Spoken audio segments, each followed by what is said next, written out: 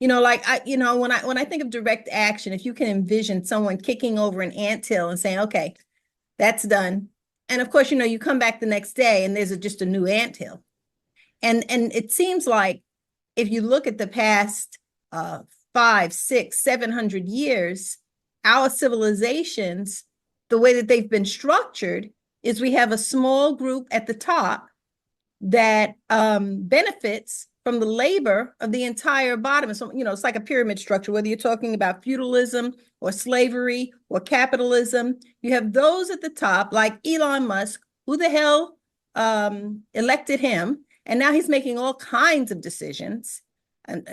But we have been groomed either one of two things. We've either been groomed to accept this and see this as normal, or we're hard coded to see this as normal. I don't know which. What do you think, Henry? I don't believe in the hardwired theory. The hardwired theory takes away people's agency, and it sort of relegates it to a kind of universal notion of the DNA. I mean, people are shaped. They're shaped within the cultures in which they find themselves, and they're shaped by forces often far more powerful, whether they be repressive or whether they be ideological.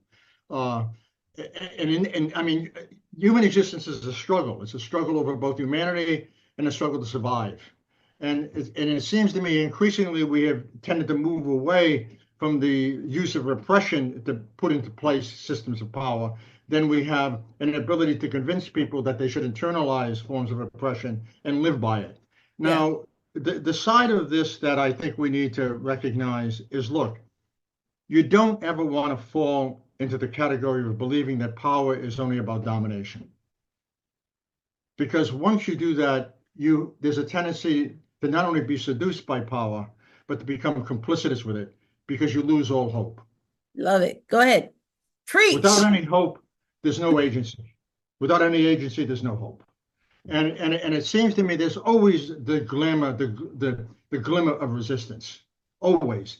And I think if we really want to say is something hardwired, not to reverse myself, but I think that people are always capable of struggling, even in the worst conditions, for a better sense of what it means to be human, for humanity, for justice. And I think that what we increasingly have to face is that it's a struggle. It's not given.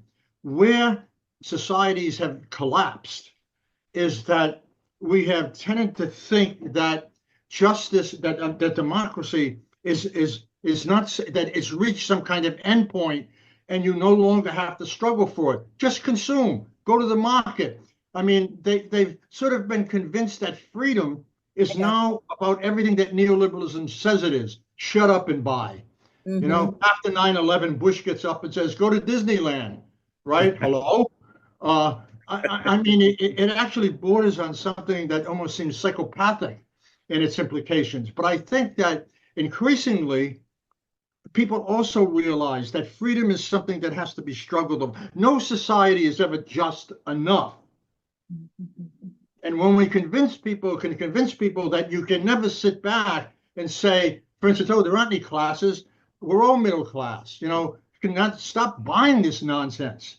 Or when we see the suffering in Gaza, make it clear that the United States is as responsible for this as was Netanyahu. They're being bombed. Kids are being bombed with our military, right?